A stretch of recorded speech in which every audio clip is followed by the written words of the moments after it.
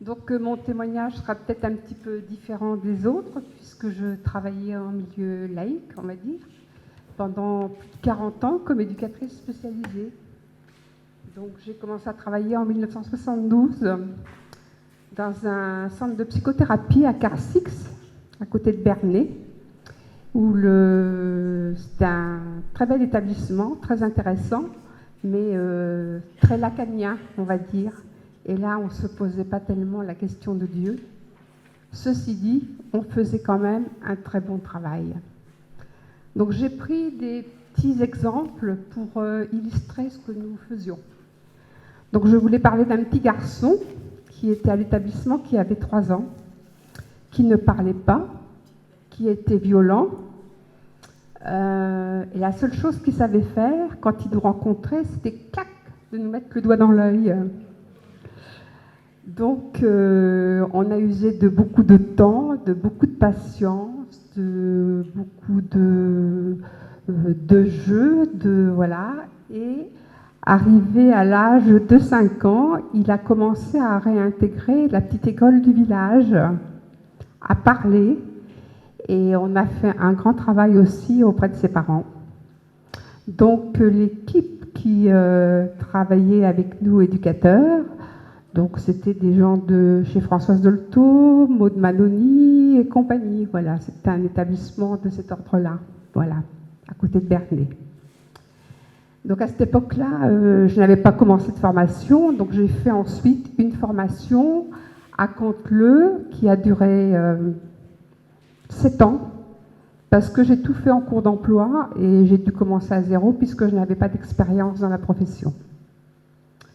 Ensuite, je suis partie travailler dans un foyer thérapeutique à Flers, et c'est l'époque où j'ai rencontré le père Jean-Marie Petitclerc, qui travaillait dans un établissement un peu similaire sur Caen. Et quelquefois, en plaisantant, je disais que nous étions un petit peu on travaillait en milieu rural, c'était très, très différent de ce qui pouvait se passer en ville, mais nous consacrions beaucoup de temps à l'écoute, à l'échange, et surtout essayer de ne jamais tomber dans la violence.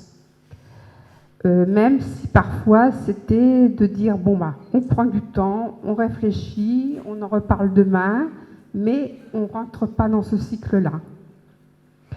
Donc l'accompagnement aussi c'était autour des jeunes, autour du groupe, autour de l'école, de l'accompagnement, de l'école. Et dans un premier temps c'était dans un établissement qui pouvait recevoir 12 jeunes pour 8 éducateurs.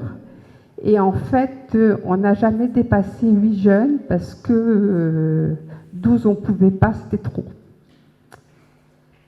Et donc, pour donner des exemples de cette période-là, voilà, comment parler de Dieu quand on travaille en milieu laïque? Donc, faut être un petit peu malin, je vais dire.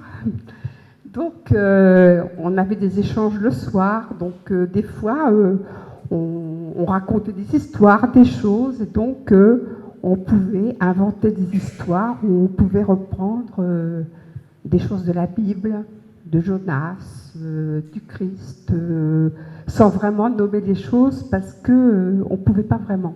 Voilà.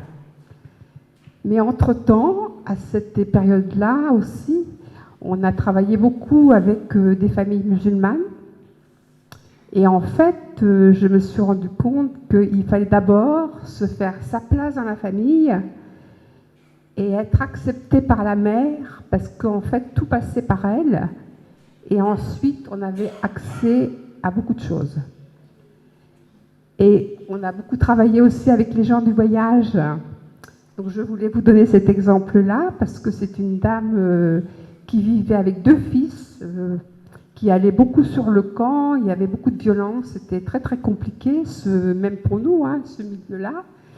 Et j'avais vu que cette dame, dans sa vitrine, elle avait une très belle Vierge. Donc du coup, je me suis sentie plutôt à l'aise. Et donc, comme les choses étaient compliquées avec ses enfants, je lui avais dit, mais prenez le temps le soir de vous poser devant votre Vierge et de lui présenter les problèmes que vous rencontrez. Et elle m'a dit, c'est bien la première fois qu'une éducatrice me parle comme ça. Et donc, elle l'a fait assez souvent, et c'est souvent revenu lors des audiences chez le juge des enfants. Voilà. Et dans d'autres exemples de cette même période, on a quand même eu 4 jeunes qui ont été condamnés pour crime, dont une très grave histoire sur Flers. Et c'est pour montrer aussi à quel point les jeunes sont vulnérables quand ils ne savent pas se défendre dans les groupes et finalement on les utilise pour les choses gravissimes. Donc ce jeune-là a été donc du coup jugé et a fait 20 ans de prison. Il est sorti maintenant, mais bon, j'ai pas de nouvelles. Hein. Voilà. Et je rencontre aussi des jeunes maintenant qui sont parents que j'ai rencontrés quand j'étais dans les foyers, qui me disent quand même, Madame Monory, on n'était pas sympa avec vous. Hein. Quand même, on était dur, hein, mais quand même, vous nous avez bien aidés. Et, donc, on se rend compte qu'avec le temps, notre travail porte du fruit. Voilà. Et donc, pour moi, c'était toujours aussi un petit peu, parce que du coup, j'avais été faire tout à fait, parce que je fréquentais les frères de Saint-Orther à Bagnoles, dont l'un, le père Étienne, était québécois. Et comme je suis allée plusieurs fois avec lui au Québec, il me prend l'idée de dire tiens, je vais aller faire un stage chez Jean Vanier. Donc je suis partie 3 mois chez Jean Vanier à Montréal. Et là, vraiment, je me suis dit, mais la façon dont tu bosses, ça va pas, quoi. Donc, j'ai complètement changé ma façon de travailler après, avec un plus grand respect des jeunes, de la personne. Et ce que j'avais retenu chez Jean Vanier, c'était surtout qu'il y avait toujours quelque chose qui portait sur le lendemain. On ne restait pas comme ça, on a fait ça, clac, clac, clac, aujourd'hui, puis voilà, point barre.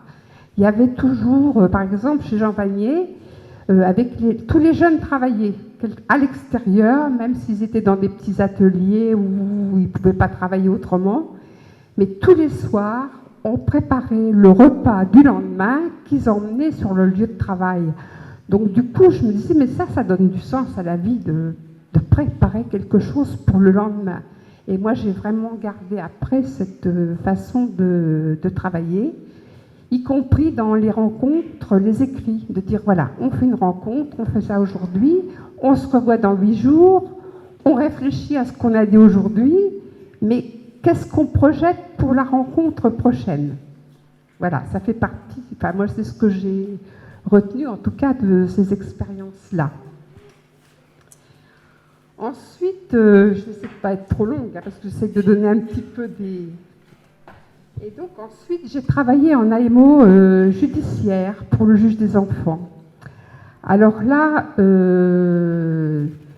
c'était à la fois très intéressant, parce que du coup, c'était dans le cadre des familles, mais les AMO judiciaires, les familles ne les choisissent pas toujours. Des fois, elles les acceptent comme une aide, et bien souvent, elles leur sont imposées. Donc, ce n'est pas obligatoirement facile. Voilà.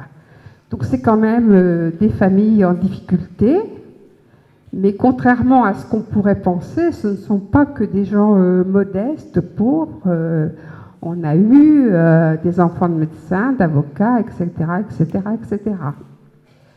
Et donc, l'exemple que je voulais donner, parce qu'en fait, je me suis rendu compte que les familles nous apportaient, enfin, en tout cas, moi, m'apportaient beaucoup. Et je me disais, donc je vais donner un exemple. Hein. C'est l'exemple d'une maman à qui il a été imposé d'emmener son enfant à l'école, sinon c'était menace d'un placement. Et pour emmener cet enfant à l'école, elle faisait 2,5 km par jour à pied, qu'il neige, qu'il vente, voilà. Et moi, je me disais, mais moi, si on me demandait de faire ça, est-ce que je serais capable de le faire? Je trouvais que c'était vraiment, ça m'interpellait beaucoup. Et cette dame-là, dans la cour, il y avait une voiture qui n'était pas utilisée. Et donc, un jour, je lui dis, mais est-ce que vous pensez que vous pourriez passer votre permis? Alors, elle me dit, ben non, non, je n'y ai jamais pensé. Et puis, on va me dire que je ne suis pas capable. Hein. Et donc, moi, j'en parle avec mes collègues. Et en fait, mes collègues m'ont beaucoup ri au nez en me disant, mais enfin, c'est n'importe quoi, elle n'est pas capable. Et il se passe que cette dame, on a vu ça avec le service qui l'accompagnait financièrement, et il se trouve que cette dame-là, elle a eu son code au premier coup. Alors là, top. Et ensuite, cette dame-là, elle a eu son permis. Donc, ce qui fait qu'après, ben voilà, elle pouvait emmener ses enfants. Et moi, je me suis dit, les personnes qu'on rencontre ont des potentiels. Il faut les valoriser. Il faut leur dire aussi que dans chaque journée, tout ne peut pas être dramatique. Il y a toujours un moment heureux dans la journée et de chercher avec eux à valoriser ce moment-là. Voilà. C'est un petit peu la globalité de mon témoignage. Voilà. Merci beaucoup.